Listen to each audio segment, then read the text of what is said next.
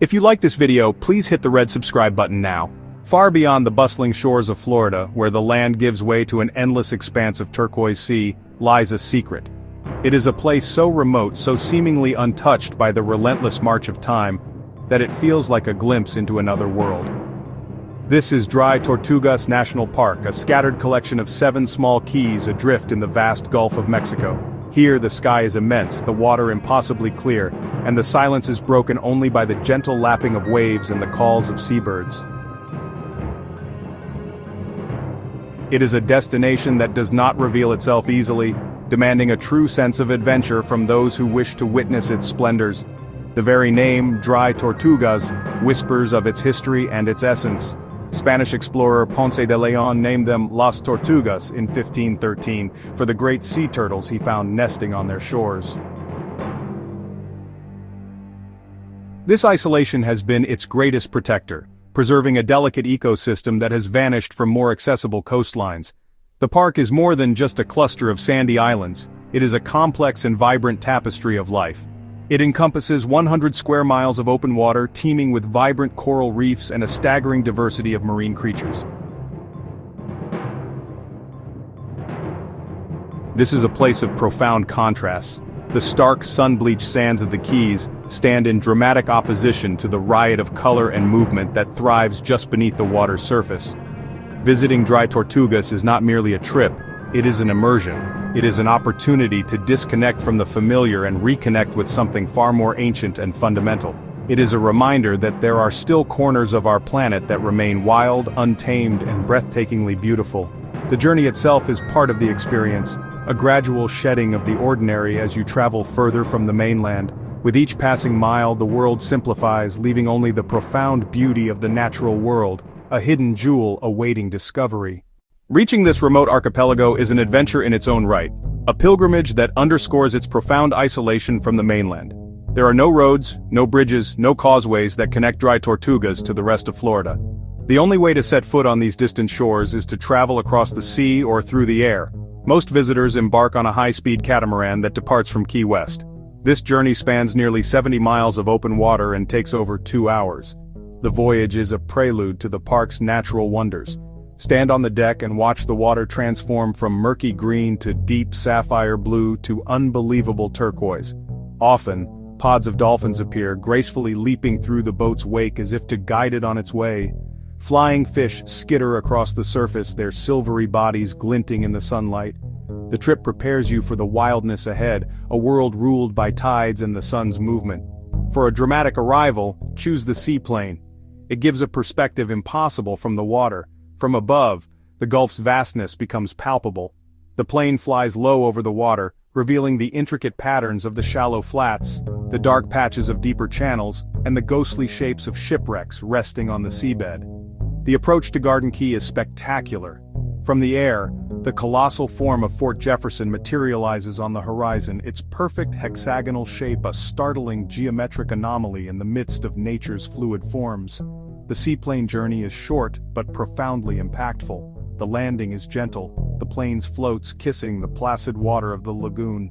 Stepping from the aircraft onto the warm white sand is a surreal experience, as if you have been transported not just across a body of water, but across a threshold into another time.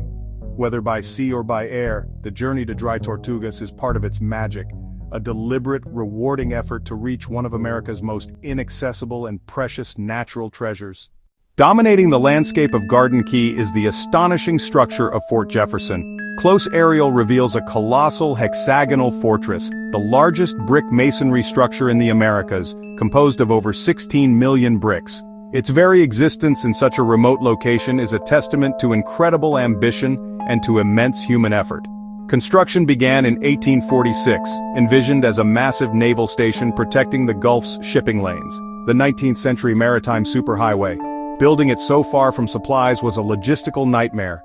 Every single brick, every barrel of cement, every morsel of food, every drop of fresh water, all shipped across 70 miles of treacherous sea.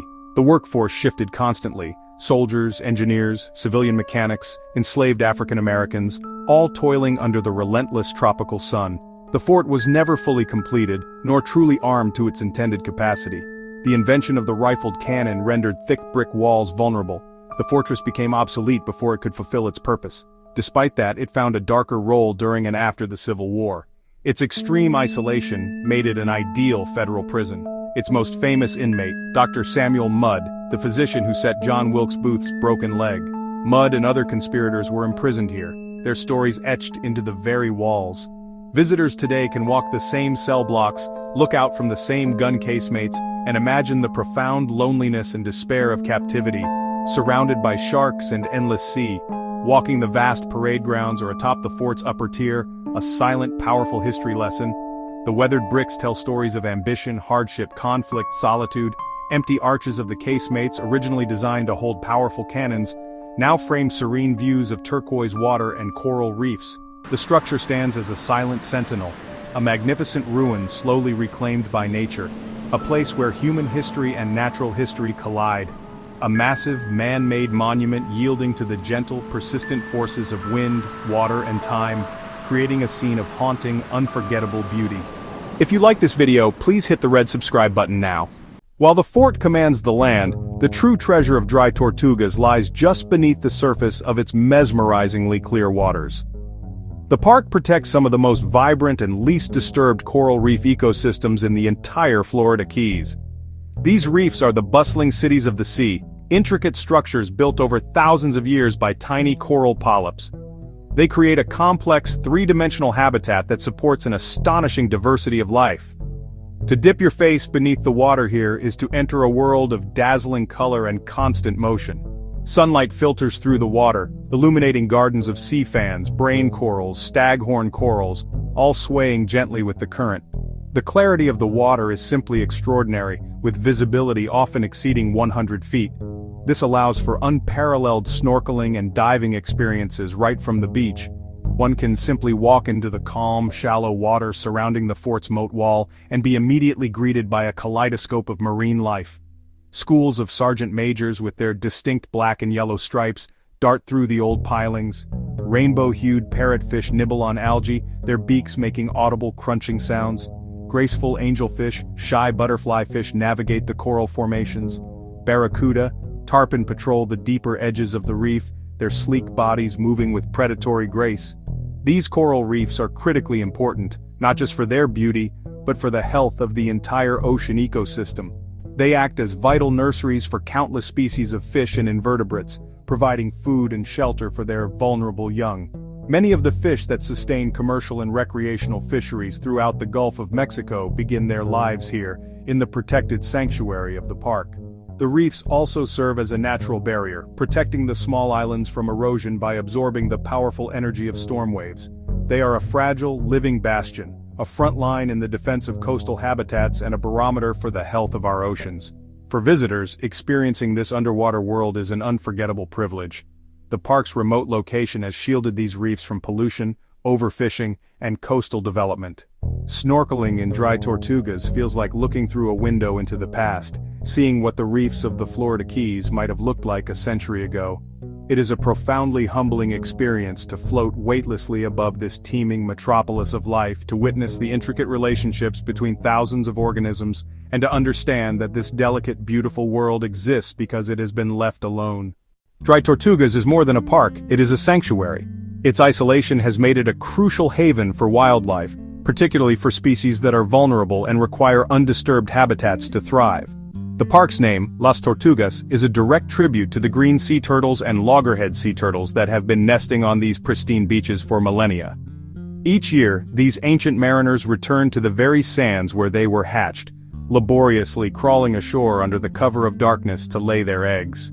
The park's protected status ensures that their nests are safe from human disturbance and artificial lights, giving the next generation of turtles the best possible chance of survival. This remote outpost is also a birdwatcher's paradise, recognized globally as a vital stopover point for migratory birds. Located in the middle of the Gulf of Mexico, the small islands of Dry Tortugas offer the first and sometimes only available land for countless birds to rest and feed after their exhausting flight across the open water. During the spring migration, the trees on Garden Key can become laden with dozens of species of colorful warblers, tanagers, buntings. The park is also home to the only significant nesting colony of sooty terns in the United States. On nearby Bush Key, nearly 80,000 of these birds create a deafening, spectacular city of nests during their breeding season. The overwhelming feeling one gets when visiting Dry Tortugas is one of profound peace and untouched wildness. Because access is limited, the park is never crowded. You can walk along a stretch of brilliant white sand and see no other footprints but your own. You can snorkel over a reef and feel as though you are the first person to ever discover its beauty. This sense of solitude and discovery is an increasingly rare commodity in our modern, interconnected world. It allows for a deeper connection to nature, a moment of quiet contemplation away from the noise and demands of everyday life. It is a place that reminds us of the planet's inherent beauty and our small place within it. Ultimately, Dry Tortugas stands as a powerful symbol of why we must protect such remote and wild places. It is a living laboratory, a genetic bank for coral reefs, and a critical refuge for threatened species. Its value lies not only in what we can see and experience there, but also in the very fact that it exists, wild and free. If you like this video, please hit the red subscribe button now. Protecting these last untouched corners of our world is a responsibility we owe not just to the turtles, birds, and corals, but to ourselves and to future generations. To stand on the walls of Fort Jefferson, gazing out at the endless blue, is to understand that the greatest treasures are not always made of gold, but of life, beauty, and the enduring power of a world left wonderfully alone.